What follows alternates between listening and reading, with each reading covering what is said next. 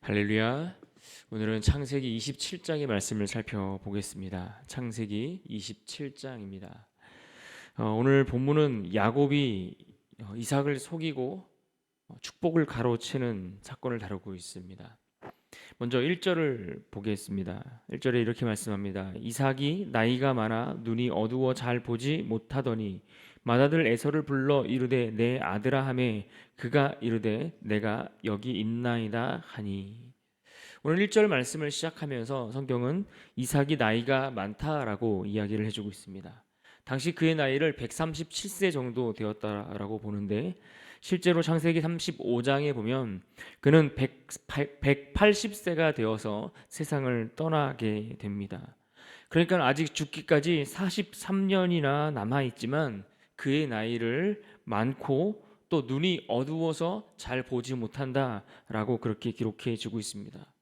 그러니까 이것은 어떤 면에 있어서 그의 육체적인 상태를 이야기해 주는 것일 수도 있지만 단지 이것은 그의 육체적인 상황만 이야기하고 의미한다기보다는 그가 지금 영적으로 어떤 상태에 머물러 있는지, 그가 영적인 상태가 어느 상태에 이르러 있는지를 우리에게 설명해 준다라고 볼 수 있습니다.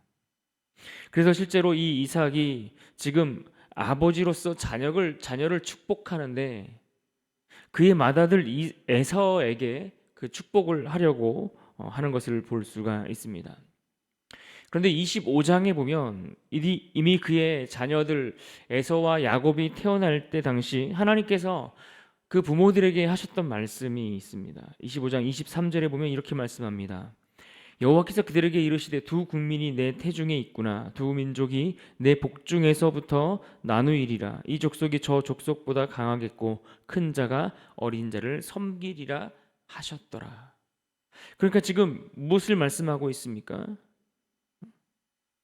하나님 앞에 이 이삭이 기도하고 물었을 때에 하나님께서 그에게 응답해 주신 말씀입니다. 큰 자가 작은 자를 섬길 것이다 라고 말씀했습니다.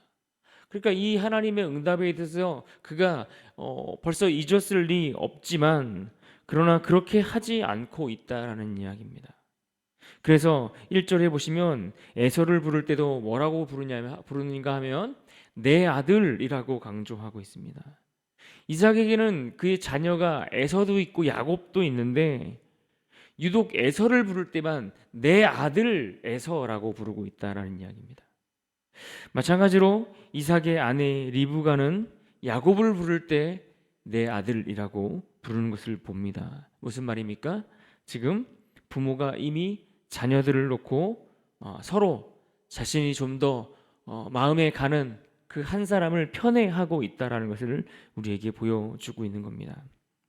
25장 27절과 28절에 이렇게 말씀합니다. 그 아이들이 장성함에 에서는 익숙한 사냥꾼이었으므로 들사람이 되고 야곱은 조용한 사람이었으므로 장막에 거주하니 이삭은 에서가 사냥한 고기를 좋아함으로 그를 사랑하고 리브가는 야곱을 사랑하였더라.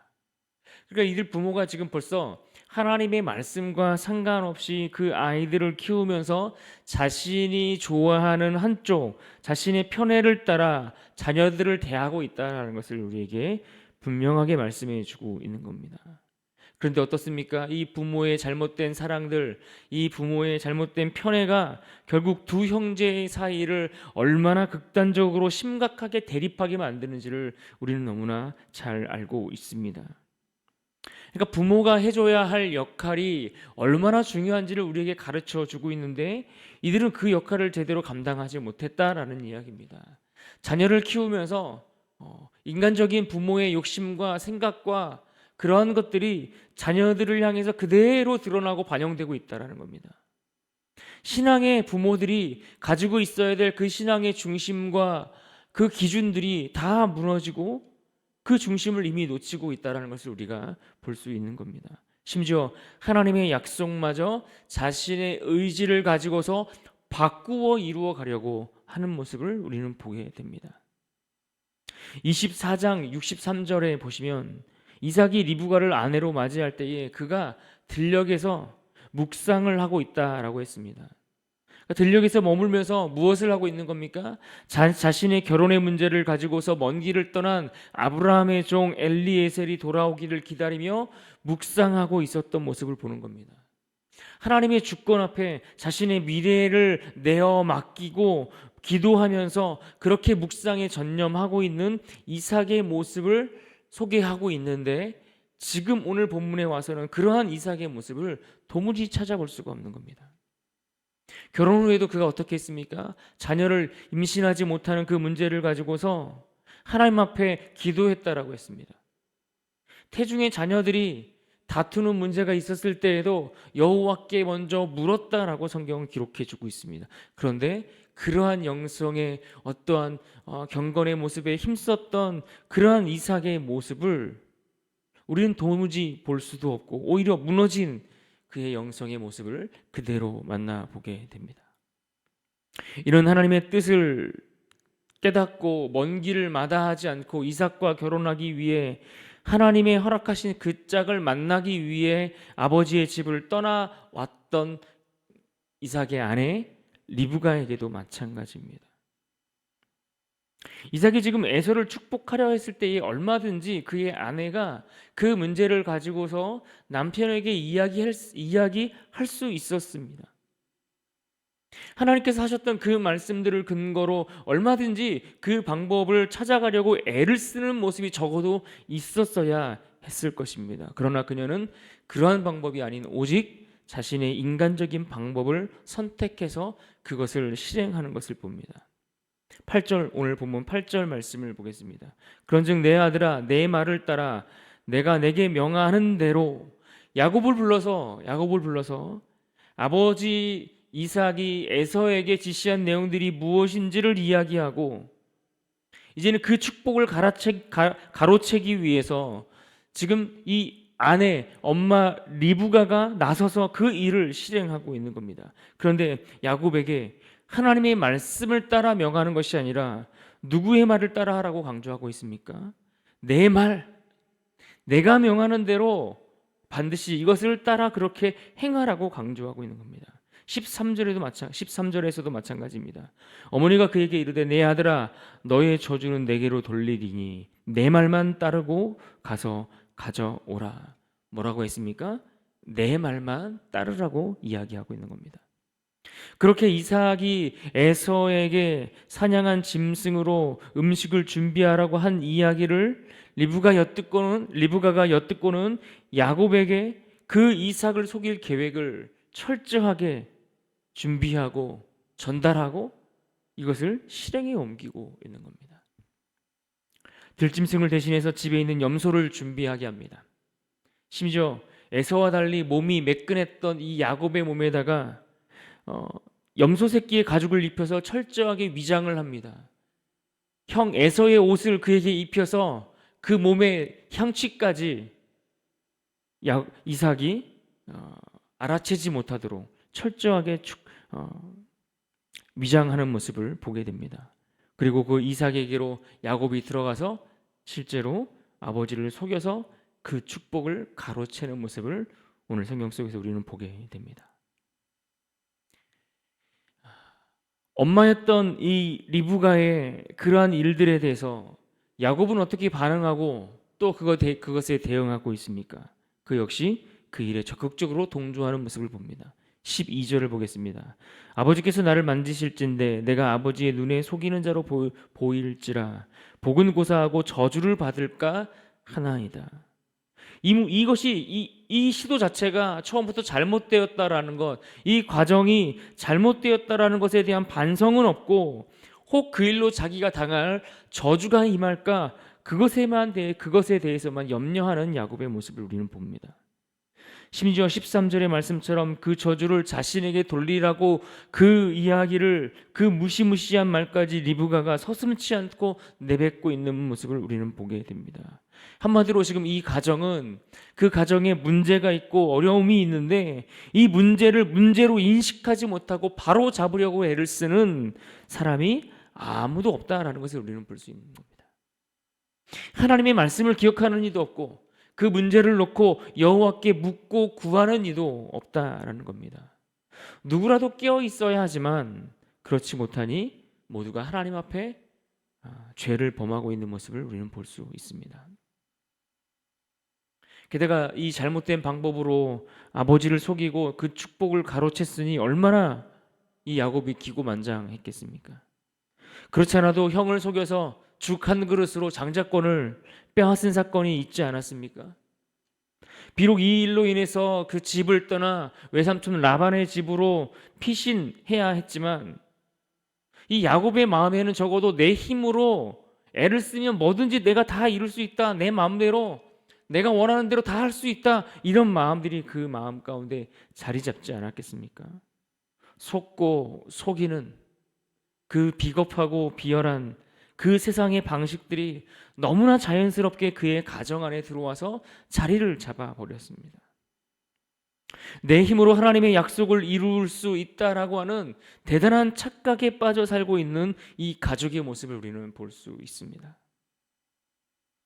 성경에서 우리는 이러한 이삭의 경우처럼 훌륭한 자신의 신앙의 품격들을 가지고 살아가다가 인생의 후반부에 그 모든 것들이 무너지는 경우들을 자주 보게 됩니다. 솔로몬이 그랬고 엘리 제사장이 그랬고 심지어 다윗도 그랬습니다.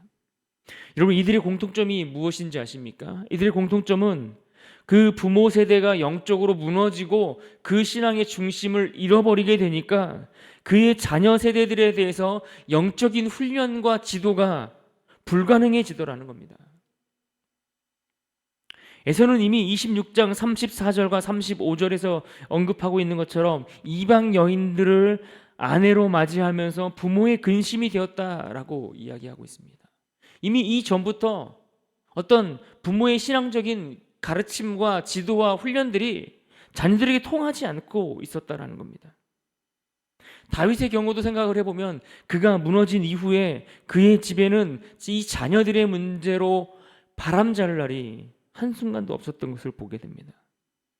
심지어 그의 아들 솔로몬의 때에 가면 그 솔로몬의 자녀 세대에 이르러서는 나라가 둘로 나뉘기까지 하는 것을 보지 않습니까? 여러분, 이것이 우리에게 무엇을 가르쳐주고 있을까요? 이 믿음의 족장들, 이 위대한 인물들이 넘어지는 그 모습을 보면서 그들도 그러했다면 오늘 우리는 얼마나 겸허하게 우리 자신들을 돌아보고 또 시간이 갈수록 우리의 경건과 영성을 위해서 우리가 힘써 기도하고 하나님 앞에 우리를 늘 점검해야 하는지를 우리와 하여금 생각하게 하고 깨닫게 해주는 것입니다. 그래서 우리는 날마다 어떻게 하든지 우리 신앙에 있어서 시간이 많이 지났다고, 세월이 많이 흘렀다고 점점 이 모든 것들에 대해서 우리가 관대하게 그냥 두고만 있을 것이 아니라 우리 스스로 하나님 앞에 겸비하는 모습이 우리에게 더 힘써 있어야 할 것입니다. 야곱이 지금 리브가의 계획에 반응하고 있는 그 실행하고 있는 모습을 들여다보십시오. 먼저는 자신을 애설하고 아버지를 속이는 거짓말을 서슴지 않고 행하게 됩니다. 그리고 두 번째는 자신이 사냥해 온 그 음식이 자신이 이삭에게 가지고 왔던 그 음식을 자신이 사냥해서 만든 음식이라고 속입니다. 그리고 세 번째로 아버지 하나님이 순조롭게 그 사냥을 하도록 은혜를 베푸셨다라고 거짓말하면서 하나님의 이름까지 들먹이며 하나님을 욕되게 하는 모습을 보게 됩니다. 그러니까 지금 야곱에게 있어서 하나님은 아직까지 자신의 하나님이 아닌 겁니다. 아버지의 하나님일 뿐, 그의 할아버지 아브라함의 하나님일지는 모르나 그의 하나님은 아니고 또한 그 하나님이 어떤 분인지조차도 그는 제대로 알지 못하고 있는 겁니다. 그렇다면 오늘 하나님은 오늘 우리에게는 어떤 분이십니까? 또 우리의 자녀들에게는 그 하나님은 어떤 분일까요?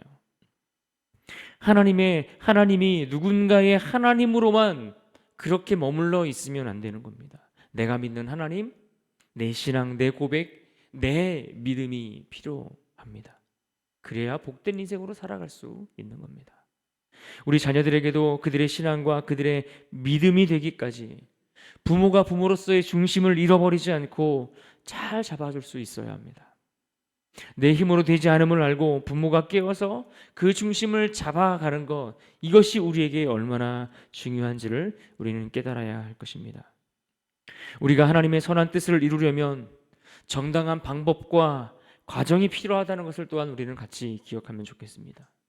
세상은 어떤 방법을 쓰든 그 목적을 이루고 그 목적지에 도달하면 그것이 성공이라고 여기지만, 하나님은 그 마음과 그 과정까지도 함께 살펴보십니다. 그래서 목적을 이루는 것이 하나님을 기쁘시게 하는 것이 아니라, 하나님을 기쁘시게 하더라도, 실패하더라도 하나님을 기쁘시게 하는 것, 그것이 복된 삶이라는 것을 우리는 기억해야 할 것입니다.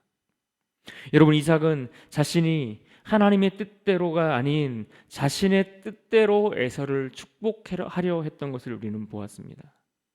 마찬가지로 리브가와 야곱은 자신의 목적을 위해 잘못된 방법을 선택하는 것을 보게 됩니다. 이 두 가지 경우가 모두 다 정당할 수 없다라는 이야기입니다. 하나님은 하나님의 방법대로 하나님의 뜻을 이루기를 원하시는 분이십니다. 그러나 영적인 일에 전혀 관심이 없고 육신만을 위해서 살아가는 에서도 문제이지만, 그러나 자신의 목적을 위해 수단과 방법을 가리지 않는 야곱의 경우도 똑같이 문제인 겁니다. 중요한 것은 내 생각과 내 지혜가 앞서지 않고 하나님의 말씀, 그 말씀을 의지하여 하나님이 기뻐하실 그 방법을 선택하는 것입니다. 그러다 보면 조금은 더디게 느껴질 수 있지만, 그래서 조금 더 번거롭고 수고로운 일들이 우리에게 있을 수 있지만, 그러나 하나님을 기쁘시게 하는 그 일이라면 묵묵히 우리는 그의 주님의 뜻을 구하며 기도하며 인내하며 나가는 그러한 믿음이 오늘 우리에게 필요한 줄로 믿습니다.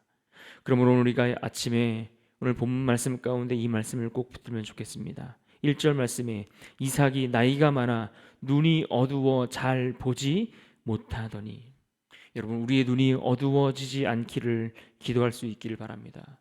우리가 나이가 들고 세월이 흐르고 우리가 아무리 어떤 상황이 우리 눈앞에 펼쳐진다 할지라도 우리의 영적인 시야가 가려서 하나님의 뜻을 분별하지 못하는 그러한 어리석은 자가 되지 않기를 위해서 기도하면 좋겠습니다.